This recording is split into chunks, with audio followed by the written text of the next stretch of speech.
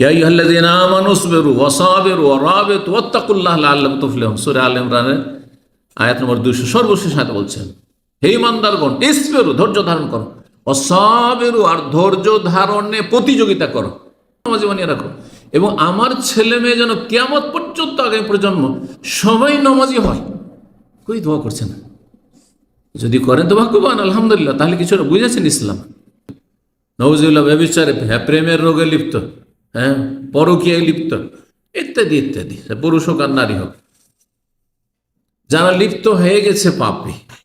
আসসালামু আলাইকুম রহমতুল্লাহ ওয়া বারাকাতুহু। আমাদের ধারাবাহিক বিষয় ভিত্তিক সাপ্তাহিক আলোচনা। আজকের বিষয়বস্তু আরেকটি গুরুত্বপূর্ণ বিষয়, কারণ আজকালকার যুগ হচ্ছে ফিতনার যুগ। আর যত বেশি ফিতনা বৃদ্ধি পাচ্ছে, তত বেশি মানুষ পাপে লিপ্ত হয়ে যাচ্ছে, পাপের রাস্তা প্রশস্ত হয়ে যাচ্ছে, নেকির রাস্তা সংকুচিত হয়ে যাচ্ছে, যার ফলে অধিকাংশ লোক পাপ থেকে বাঁচার চেষ্টাই করে না। আবার অল্প কিছু লোক পাপ থেকে বাঁচার চেষ্টা করলেও প্রতিকূল অবস্থায় মানুষ শয়তান, জিন শয়তানের বিভ্রান্তিতে, পরিবেশ খারাপ হওয়ার কারণে, তরবিয়ত খারাপ হওয়ার কারণে, বিভিন্ন পারিপার্শ্বিক অবস্থার কারণে পাপ থেকে বাঁচতে পারে না। অনেকে বাঁচতে চায় কিন্তু বাঁচার রাস্তা জানে না, যার ফলে আজকের বিষয়বস্তু হচ্ছে পাপ মুক্তির উপায়, পাপ থেকে, গুনাহ থেকে বেঁচে থাকার উপায়। 10টি উপায় কমপক্ষে আজকে আলোচনা করব সময় সাপেক্ষে। তার বেশি যদি সময় থাকে, আমাদের কাছে 18টি উপায় রয়েছে, ইনশাআল্লাহ তাআলা সবগুলি পেশ করার চেষ্টা করব। তবে প্রত্যেকটি দলিল বললে সময় লেগে যায়, আর বিনা দলিলে সাধারণত আমরা কথা বলি না। প্রত্যেকটি দলিল কোরআন এবং সহিহ সুন্নাহয় রয়েছে। আল্লাহ রাব্বুল আমাদেরকে সমস্ত পাপাচার থেকে বেঁচে থাকার তৌফিক দান করেন। পাপের রাস্তাগুলিকে আমাদের সামনে আল্লাহ যেন বন্ধ করে দেন, সংকুচিত করে দেন, সংকীর্ণ করে দেন। নেকির রাস্তাগুলিকে আল্লাহ যেন আমাদের সামনে প্রশস্ত করে দেন, সহজ করে দেন। নেক জীবন গড়া যেন আমাদের যেন সহজ হয়ে যায়, আল্লাহ ভীরুতা যেন সহজ হয়ে যায়, আর গুনার কাজ যেন আমাদের সামনে কঠিন হয়ে যায়, যাতে শয়তান চেষ্টা করলেও গুনাহ করাতে না পারে। পাপ মুক্তির উপায়, এটির 2টি স্তর রয়েছে। একটা হচ্ছে আপনি এখনো পাপে লিপ্ত না, প্রতিরক্ষামূলক আগে থেকে পাপ মুক্তির উপায়, মানে পাপ থেকে বেঁচে থাকার উপায়। এমন অনেকে আছেন যে পাপে লিপ্ত না, ভালোই জীবন যাপন করেছেন, কিন্তু যে কোনো সময় পাপ হয়ে যেতে পারে। এই পাপ থেকে, গুনাহ থেকে কি করে নিজেকে বাঁচিয়ে রাখবেন, অগ্রিম প্রতিরক্ষার ব্যবস্থা, ডিফেন্সমূলক। আরেকটি হচ্ছে যারা পাপে লিপ্ত হয়ে গেছেন বিভিন্ন, আর অধিকাংশ লোক বিভিন্ন পাপে জড়িয়ে আছে, হয় আল্লাহর হক নষ্ট করে, না হয় মানুষের হক নষ্ট করে। কেউ বাপ মায়ের হক নষ্ট করে, কেউ ছেলে মেয়েদের হক নষ্ট করে, কেউ ভাই বোন আত্মীয় স্বজনের হক নষ্ট করে, কেউ কোনো মুসলিম ভাই বোনের হক নষ্ট করে, কেউ অমুসলিমের হক নষ্ট করে, কেউ নির্জনে, কেউ প্রকাশ্যে, বিভিন্ন পাপে জড়িয়ে আছেন। বিশেষ করে আজকাল এই গীবত, চুগলখড়ি, চারিত্রিক যেসব পাপ রয়েছে, এগুলিতে অধিকাংশ ভালো মানুষ যাদেরকে বলা হচ্ছে, ইসলামিক ফেস রয়েছে, আকিদা সহি রয়েছে, সহি আকিদা, মানহাজ সহি রয়েছে, ফরজ ওয়াজিব ঠিক আছে, ইবাদত বন্দেগী 5 ওয়াক্ত সালাতের পাবন্দি আছে, হজর সহ, কিন্তু দেখা যাচ্ছে আখলাক চরিত্রে অনেক পদস্খলন ঘটছে, গীবত থেকে বেঁচে থাকে না। কোন ক্ষেত্রে যায়? সীমিত ক্ষেত্রে যে জায়েজ রয়েছে, যেখানে ইসলামের ফায়দা আছে, আপনার ফায়দা না, যেখানে ইসলামের ফায়দা রয়েছে সেখানে গীবত বৈধ রয়েছে। 6টি জায়গায় আমার আমির রাহিমাহুল্লাহ বলেছেন। কিন্তু আজকাল অহরহ বলে যাচ্ছেন, কি আলেম সমাজ, কি জাহেলি সমাজ, কি দিনী সার্কেলের লোকেরা, যেন পরোই করছেন না, এই কাবিরা গুনাহকে গুনাহই মনে করছেন না। তাহলে যারা পাপে লিপ্ত, তারা কি করে পাপ থেকে মুক্ত হয়ে আসবে? অনেকের চারিত্রিক পদস্খলন রয়েছে, হস্তমৈথুনে লিপ্ত, নওজুবিল্লাহ সমকামিতায় লিপ্ত, নওজুবিল্লাহ ব্যভিচারে, প্রেমের রোগে লিপ্ত, হ্যাঁ, পরকীয়ায় লিপ্ত, ইত্যাদি ইত্যাদি, পুরুষ হোক আর নারী হোক। যারা লিপ্ত হয়ে গেছে পাপে, মুক্তির উপায়টা কি? প্রেমের জালে ফেঁসে গেছে, অনেকে নিজেকে তিরস্কার করছে সকাল বিকাল, এমনি সাধারণত একটু চেষ্টা করছে, কিন্তু কোনো লাভ হয়নি। সোশ্যাল মিডিয়ার যুগে পাপ, এটা তো অধিকাংশ লোক যাদের ফেসবুক আছে তারা এইসব পাপে লিপ্ত। চোখের পাপ, চোখের জেনা, নোংরা ছবি দেখছেন আপনি ফেসবুকে, দেখি একটু শুনে নি কি বলছে। আর মহিলাদের মুখ থেকে খবর শোনা, এটাকে তো গুনাহই মনে করছেন। এমন আমাদের ইমানি অনুভূতি এমন ভোথা হয়ে গেছে যে এটাকে কোনো পাপই মনে করা হয় নাই। টিভির পর্দায় মহিলা দেখছে, সিরিয়াল দেখছে, অথবা খবরটা শুনেই নি। দেশের তো খবরটা রাখতে হবে, মহিলার কাছ থেকে খবর শুনে রাখতে হবে। আচ্ছা, দেশের খবর রেখে করবেনটাকে আপনি? কোন উন্নতিটা দেশের আপনার দ্বারাও সম্ভব? যারা উন্নতি করবে তারা দেখুক, দায়িত্বশীল যারা, কর্মকর্তা যারা, দেশের ধারক বাহক যারা। আপনি কি একজন নাগরিক, কি করবেন আপনি? শুধু জানলে ভালো হলো না মন্দ হইলো, কোথায় দুর্ঘটনা হইলো, কোথায় কে ধরা খেলো, আর কোথায় কার মুখ শুনে কোথায় কে দুর্নীতি করেছে, কত টাকার দুর্নীতি করেছে, আপনি কি লাভ করলেন? ওই লম্পট, ওই যে চরিত্রহীন বেঈমান দুর্নীতিবাজ, তার কিছু করতে পেরেছেন আপনি? আপনার মতো বহু লোক রয়েছে, কিছু করতে পেরেছে? এইসব শুনে লাভটা কি? বাস্তব এই যে ফেসবুকের জগতে বিশেষ করে বাংলা ভাষাভাষী নারী হোক আর পুরুষ হোক, এরা দুনিয়ার সমস্ত জাতির চাইতে ফেসবুকে ফার্স্ট। এটা আমার অভিজ্ঞতায় বলছে। ফেসবুকে আর ইমোতে, এই দুটোতে এরা সবচেয়ে বেশি এগিয়ে আছে। আর ওরা ফেসবুক দিয়ে তো বুঝে না। এটা আবার টুইটারে ফার্স্ট। বাঙালি যদি টুইটারে নেই, তেমন আপনাদের মধ্যে 2-3 পাওয়া যাবে না হয়তো, কিন্তু ফেসবুকে 99% বাঙালি ফেসবুক আর ইমো।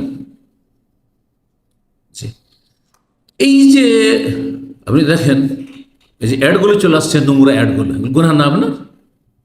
ফেসবুকে অহরহ ভালোর সাথে একেবারে অশ্লীল নোংরামি চলে আসছে। নোংরা কথা, নোংরা লেখা, নোংরা দৃশ্য।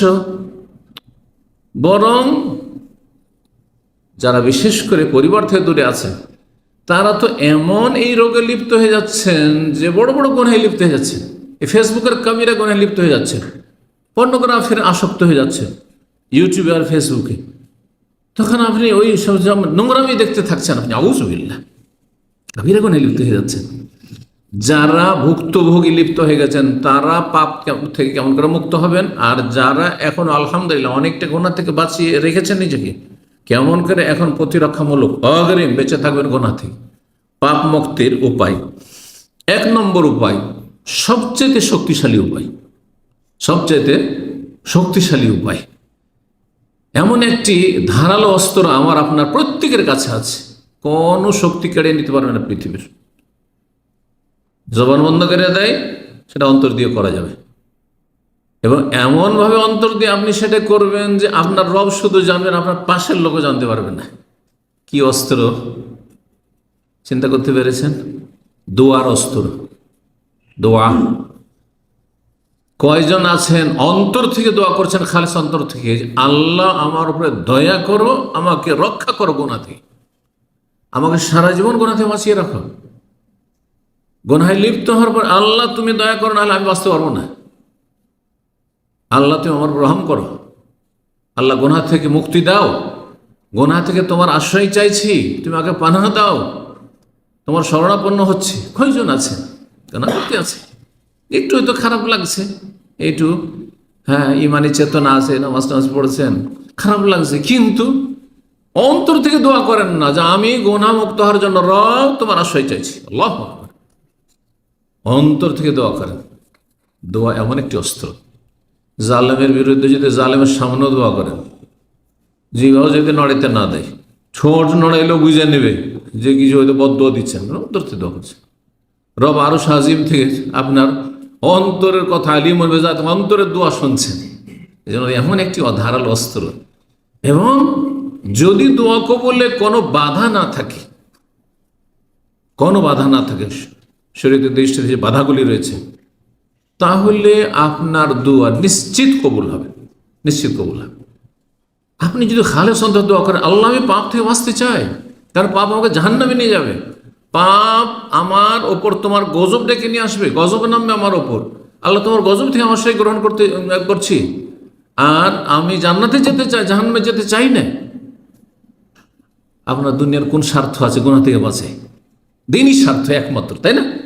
গুনাহ থেকে বাঁচার জন্য খালেস অন্তর সাথে দোয়া করছেন, একমাত্র নির্ভেজাল খলুসিয়তের সাথে দোয়া করছেন যে আমি জান্নাতে যাব এবং জাহান্নামের কাছাকাছি যেন না হয়ে যায়। খলুসিয়তের সাথে দোয়া করলে আল্লাহ দোয়া কবুল করবেন না। কিন্তু আমাদের দোষ ওইখানে আছে যে যারা গুনাহ থেকে বাঁচতেও চাইছেন তারাও আন্তরিকতার সাথে দোয়া করেন না, মন খুলে দোয়া করেন না। দুনিয়ার অনেক কিছু চাইছেন, দুনিয়ার অনেক কিছু চাইছেন, জান্নাতও চাইছেন, কিন্তু গুনাহ থেকে আল্লাহ রক্ষা করে এই দোয়া করছেন না, হয়তো কয়জন দোয়া করছেন। এক নম্বর অস্ত্র হচ্ছে গুনাহ থেকে মুক্তি লাভের জন্য দোয়া, দোয়া করুন আল্লাহর কাছে। আনফা ইলাজ, সবচেয়ে উপকারী চিকিৎসা, লেকুল্লে বালা, প্রত্যেক বালা মুসিবতের জন্য, যা কিছু, ধর্মীয় বালা মুসিবত হোক, পারিবারিক বালা মুসিবত হোক, শারীরিক বালা মুসিবত হোক, মানসিক বালা মুসিবত হোক, আর্থিক বালা মুসিবত হোক, সামাজিক রাষ্ট্রীয় বালা মুসিবত হোক, হ্যাঁ, ঘরে হোক, বাইরে হোক, সফরে হোক, যেখানে হোক না কেন, যে কোনো বিপদ আপদ হোক না কেন। আর সবচেয়ে বড় বিপদ যেটা জাহান্নামে নিয়ে যাবে সেটা গুনাহ, পাপ। সুতরাং আল্লাহর কাছে দোয়া করুন। রব্বুল আলামিন ওয়াদা করছেন, ওয়াকালা রব্বুকুম, তোমাদের রব স্বয়ং তোমাদেরকে জানিয়ে দিচ্ছেন, বলছেন, আল্লাহ বলছেন সূরা গাফির, গাফির রবের নাম মুমিন, আয়াত নম্বর 60। তোমাদের রব বলছেন, হে মানব জাতি, উদউনি, আমার কাছে দোয়া করো, আস্তাজিব লাকুম, তোমাদের দোয়া কবুল করব, আমাকে ডাকো, তোমাদের ডাকে সাড়া দেবো, আস্তাজিব লাকুম, তোমাদের ডাকে সাড়া দেবো, ইন্নাল্লাযিনা ইস্তাকবিরুনা আন ইবাদাতি সায়াদখুলুনা জাহান্নামা দাখিরিন। যারা আমার ইবাদতে মানে আমার দোয়াতে অহংকার প্রদর্শন করে, দোয়া করবে না, ধার ধারে না, গোনা হয়ে যাচ্ছে, একটু অনুতপ্ত হইতে হচ্ছে, একটু ইমানি জোর আছে কিছুটা, কিন্তু দোয়া করে না, লাঞ্ছিত হইতে হবে, ও জাহান্নামের দিকে গিয়ে চলে যাবেন, জান্নাত থেকে দূরে হয়ে যাবেন, লাঞ্ছিত হইতে হবে।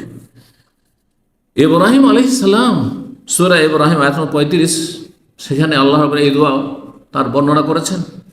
ইব্রাহিম খলিলুল্লাহ, চিন্তা করতে পারেন, তিনি শিরককে ভয় করছেন, তিনি বেনামাজি হওয়াকে ভয় করছেন, দোয়া করছেন, ওয়াজনুবনি ওয়া বানি আন না'বুদাল আসনাম, আমাকে রক্ষা করো, আমার সন্তানদেরকে রক্ষা করো মূর্তি পূজা থেকে, শিরক থেকে। আহলে হাদিস হয়ে গেছেন, জীবনও দোয়া করেন না যে আল্লাহ আমাকে মাজার পূজা থেকে আমাকে রক্ষা করো, এই পীর পূজা থেকে, পীরের মুরিদ হওয়া থেকে রক্ষা করো, আমাকে তাবিজ তোমার থেকে রক্ষা করো, হ্যাঁ, আমাকে এই গুমরাহি থেকে রক্ষা করো, আমাকে নাস্তিকতা থেকে, সেকুলারিজম থেকে রক্ষা করো। কয়জন দোয়া করছেন এরকম? তাহলে আমাদের দোয়াগুলো সীমিত, 2-4টা দোয়া, জান্নাত চাওয়া, জাহান্নাম থেকে আশ্রয়, আর দুনিয়ার সুখ শান্তি, হ্যাঁ, ব্যাস এই 2-4-5টা দোয়া আমাদের। যারাও দোয়া করেছে রবের কাছে, একটু চিন্তা করে দেখুন আমার বিষয়টি, যে বিষয়টি বলতে চাইছি, কোথায় দোয়া আমাদের? তাহলে শিরক থেকে বাঁচার জন্য সহিহ আকীদার মানুষরা কোথায় দোয়া করছেন? আপনি কোন মানুষটি নামাজে মানুষ দোয়া করছেন, ওই জন্য রব্বে জাআলনি মুকিমাস সালাতি ওয়া মিন যুররিয়াতি, অন্তর থেকে, আল্লাহ আমাকে সারা জীবন নামাজি বানিয়ে রাখো, আমি নামাজি, সারা জীবন নামাজি বানিয়ে রাখো, এবং আমার ছেলে মেয়ে যেন কিয়ামত পর্যন্ত, আগামী প্রজন্ম সবাই নামাজি হয়। কই দোয়া করছেন? যদি করেন তো ভাগ্যবান, আলহামদুলিল্লাহ, তাহলে কিছুটা বুঝেছেন ইসলাম। দোয়া করতে হবে। জি, নবী সাল্লাল্লাহু আলাইহি ওয়াসাল্লামের দোয়া সহিহ মুসলিমে রয়েছে, আল্লাহুম্মা আতি নাফসি তাকওয়াহা ওয়া যাক্কিহা আনতা খায়রু মান যাক্কাহা আনতা ওয়ালিয়ুহা মাওলাহা। জি, হে আল্লাহ, আমাকে, আমার নফসকে, আমার রূহকে তাকওয়া, তোমার ভয়ভীতি দান করো। আনতা খায়রু মান যাক্কাহা, তুমি সবচাইতে বেশি কি করতে পারো? ভালো করে আমার আত্মার পরিশুদ্ধি করতে পারো। তুমি আমার আত্মাকে পাপ থেকে সবচেয়ে বেশি পাক পবিত্র করতে পারো। আনতা ওয়ালিয়ুহা, তুমি তার মালিক, অভিভাবক, ও মাওলাহা, তুমি তার মালিক, পৃষ্ঠপোষক। গুরুত্বপূর্ণ এই দোয়াগুলি। 2 নম্বর মাধ্যম পাপ মুক্তির, তা হচ্ছে সর্বাত্মক চেষ্টা চালানো। খালি দোয়া করলে হবে না, এদিকে দোয়া করছেন হস্তমিথন করছেন, দোয়া করছেন ফেসবুক দেখতেই আছেন আর নোংরা ছবি দেখতে, দোয়া করছেন আর নোংরা ছবি আপনি ইউটিউবে দেখতেই আছেন, বলছেন দোয়া করছি কাজ হয় না। কাজ হবে? দোয়াতে কাজ হবে না, দোয়ার সাথে যদি দাওয়া না থাকে। আমি দুটো কথাকে বলি কাছাকাছি, দোয়া এবং দাওয়া। যারাই বলে আমার ছেলে মেয়েগুলো খারাপ হয়ে গেল সাবালো খাওয়ার পরে, আমি বললাম দোয়া করেন, দাওয়া করেন, মানে ভালো তরবিয়তের চেষ্টা করেন, নসিহা করেন, দাওয়াত থেকে ব্যাপক অর্থ, ওয়াজ করেন, উপদেশ দেন, বুঝান, হ্যাঁ ভালো ভালো কথা শোনান, ভালো ইসলামী বই পুস্তক পড়ান, ইমানি তরবিয়তের চেষ্টা করেন। হ্যাঁ দাওয়া, নিজেকে দাওয়াত দাও, অন্যকে দাওয়াত দাও ইসলামের দিকে, তাকওয়ার দিকে, এবং দোয়া তার সাথে। এই দাওয়া হচ্ছে সর্বাত্মক চেষ্টা চালানো, চেষ্টা চালাইতে হবে যথাসাধ্য, আপনার আপ্রাণ চেষ্টা করতে হবে গুনাহ থেকে বাঁচার জন্য। তাহলে দেখছেন যে একটা জায়গায় গিয়েছি, কয়েকজন বিড়ি খাচ্ছে, সিগারেট খাচ্ছে, সাথে সাথে সেখান থেকে উঠে যেতে হবে, এটা চেষ্টা। আল্লাহ গুনাহ থেকে বাঁচাও, এই খারাপ লোক থেকে বাঁচাও বললে হবে না, সাথে সাথে কেটে পড়তে হবে। কিন্তু দেখছেন বসেছি বন্ধু মহলে খাওয়া দাওয়ার জন্য, দেখছি গীবত শুরু করেছে, হয় নিষেধ করতে পারলে পারবেন, আর যদি বলেন যে আমার কোনো মূল্যায়ন হবে না কথা, তাহলে সেখান থেকে উঠে পড়বেন, চলে যাবেন আপনি।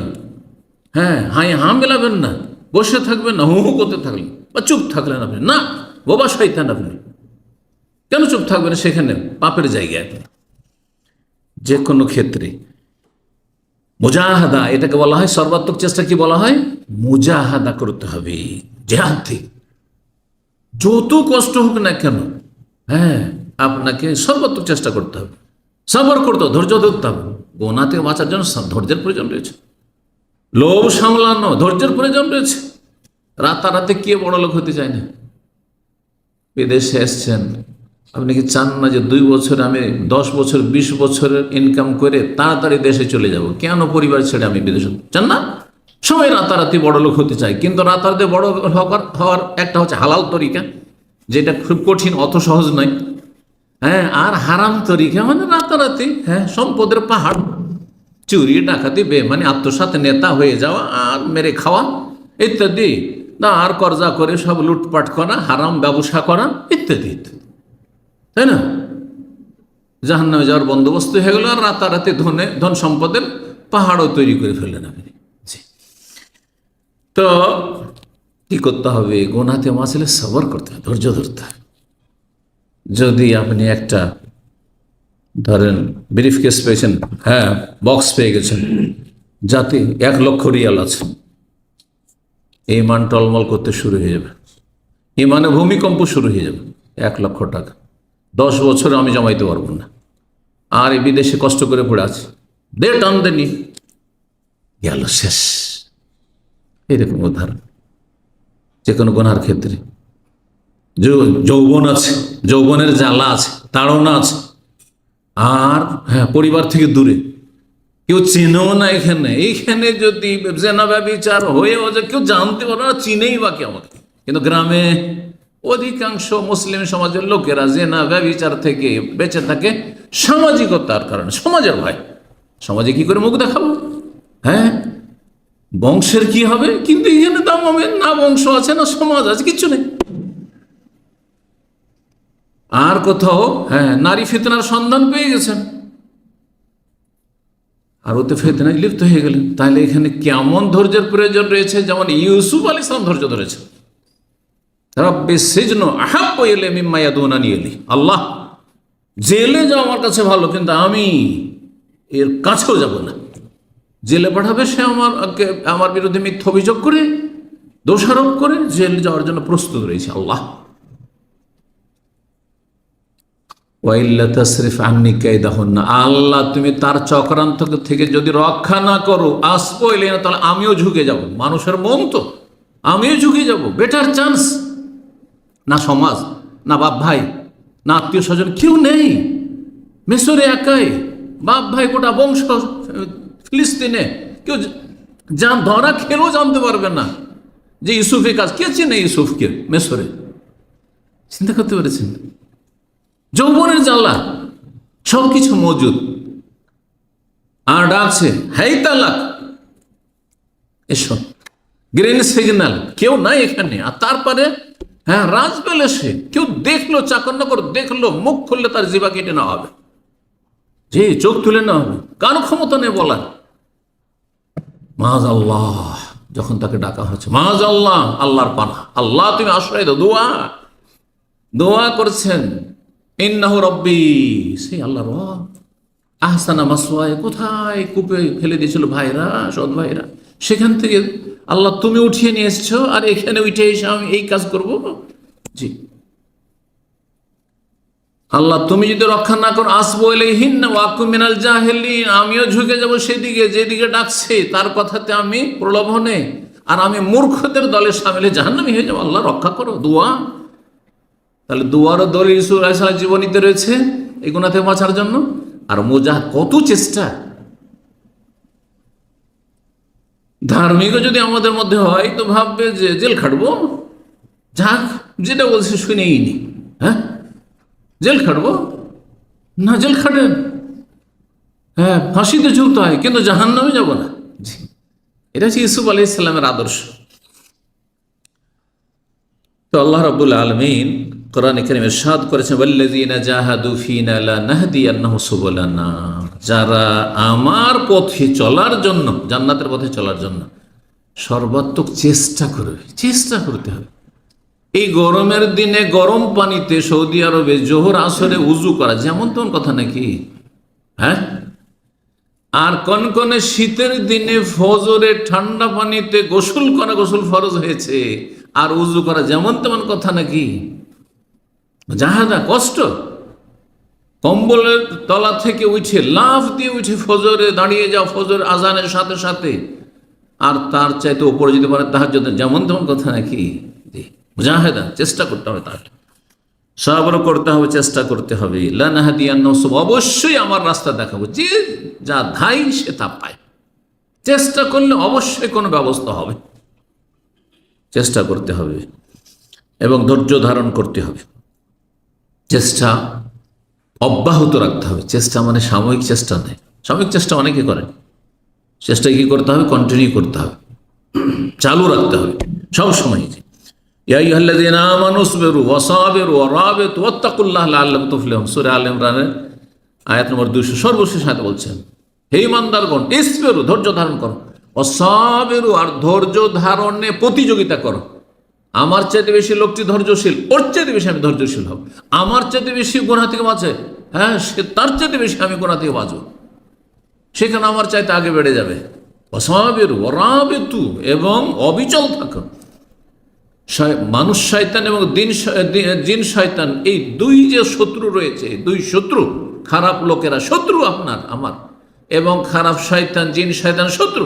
মুমিন জিন হ্যাঁ আমাদের হিতাকাঙ্ক্ষী, এইরকম মুমিন ধার্মিক মানুষ হচ্ছে আমাদের হিতাকাঙ্ক্ষী, আর বাকি খারাপ মানুষরা আর খারাপ জিনেরা হচ্ছে শত্রু। তো রাবেতু, তাদের বিরুদ্ধে প্রতিরক্ষামূলক তুমি কি করো? অবিচল থাকো, আঁকড়ে ধরে থাকো। ওয়াত্তাকুল্লাহ, এবং আল্লাহকে ভয় করতে থাকো, লাআল্লাকুম তুফলিহুন, তাহলে সাকসেস হবে, তাহলে সফল হবে, আল্লাহ বলছেন। 3